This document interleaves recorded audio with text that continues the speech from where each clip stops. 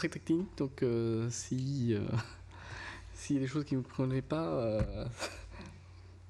peut-être on va y aller.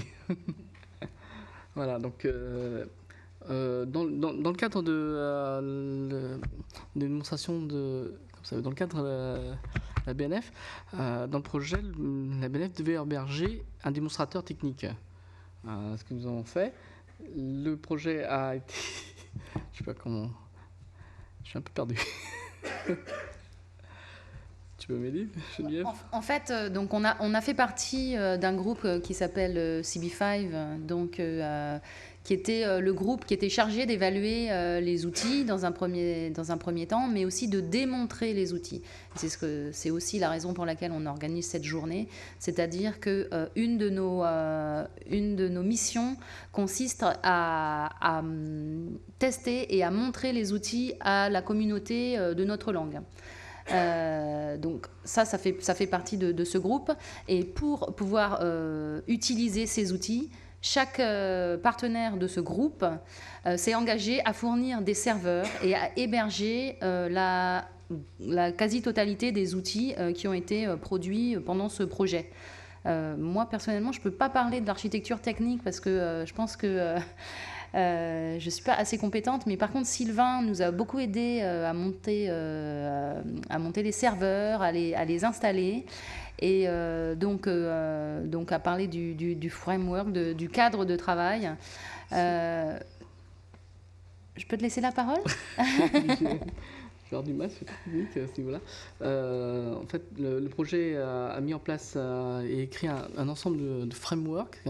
C'est un ensemble d'outils techniques et de logiciels qui vont être rassemblés et accessibles à travers des web services, donc à travers le net. Donc, ces outils sont accessibles à travers une interface client qui s'appelle Taverna. Je pense que Geneviève va en parler tout à l'heure et vous montrer comment utiliser Taverna pour gérer des chaînes de traitement. Et et voilà tout. Donc là, je vous ai fait un transparent qui montre un peu tout ce qui est toutes les technologies qui ont été utilisées pour créer les frameworks. Donc pour le CR, nous avons utilisé des logiciels spécifiques d'ABI. On utilisait aussi du C++, du C#, donc beaucoup de technologies informatiques. Les traitements d'image ont été utilisés avec des logiciels spécifiques et toutes d'autres technologies qui sont open source ou technologies gratuites. Donc tous ces outils ont été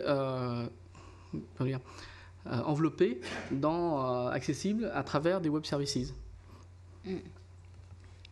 Donc le framework technique, je ne vais pas aller à fond, c'est la possibilité d'avoir justement un outil Impact qui est englobé dans des web services qui sont accessibles par des workflows simples et qui peut être rassemblé pour en faire un workflow très compliqué. Donc des traitements simples qui sont rassemblés à travers Taverna pour pouvoir faire des chaînements de traitement compliqués comme l'ossarisation, le traitement d'image, les segmentations justement. Donc, qui permet d'avoir des résultats. Ça rejoint l'aspect modulaire dont je parlais tout à l'heure justement, le fait qu'on puisse utiliser différents modules séparément ou les enchaîner de différentes manières. Voilà. Donc, là, c'est l'infrastructure qui a été mise en place à travers tous les partenaires. Donc, on voit que la BNF est au milieu. Donc, chaque en fait, partenaire a la possibilité, à travers le net, en utilisation de l'outil client Taverna, de faire des chaînes de traitement qui sont en équilibre de charge. Donc, la possibilité de pouvoir faire traiter des localisations soit à la BSB, soit à la KB, soit à la BN.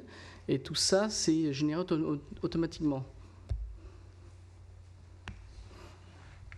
Ce qui fait que quand il y a un serveur qui est en panne, voilà. Les jobs sont répartis sur les serveurs qui marchent.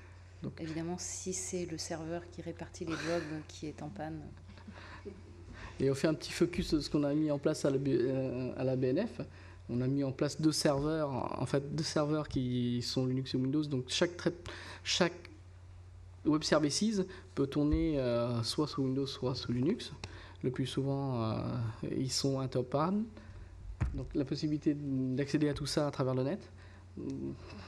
Donc c'est accessible à tout ce que, oui, là, c'est accessible par tous les partenaires. Et on a essayé de mettre en ordonnance tous les services de façon à pouvoir parer à toute panne matérielle. Donc, on a choisi de faire de la virtualisation de serveurs, je ne sais pas si vous connaissez. Ça nous permet de pouvoir mettre en place plusieurs serveurs. Un serveur physique va pouvoir émuler 2 serveurs virtuels sur lesquels il y aurait chacun plusieurs services web services.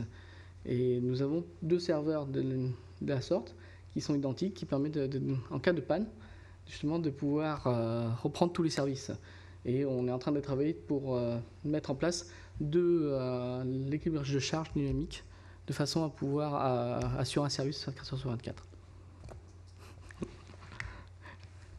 Voilà, à peu près tous les. Ça, c'est juste une transparence pour montrer un peu tous les services techniques, tous les web services qui sont disponibles à la BNF, et ainsi aussi de tous les partenaires qui se sont déclarés en tant que démonstrateurs. Donc, on a des services de sérialisation Tesseract d'open source, on a des services de sérialisation, de contrôle d'image, de conversion simple, et d'autres services, c'est difficile à lire. Donc ça rassemble tous les outils qu'Impact a pu écrire sur le projet. Voilà, je suis désolé si j'ai pas été très clair.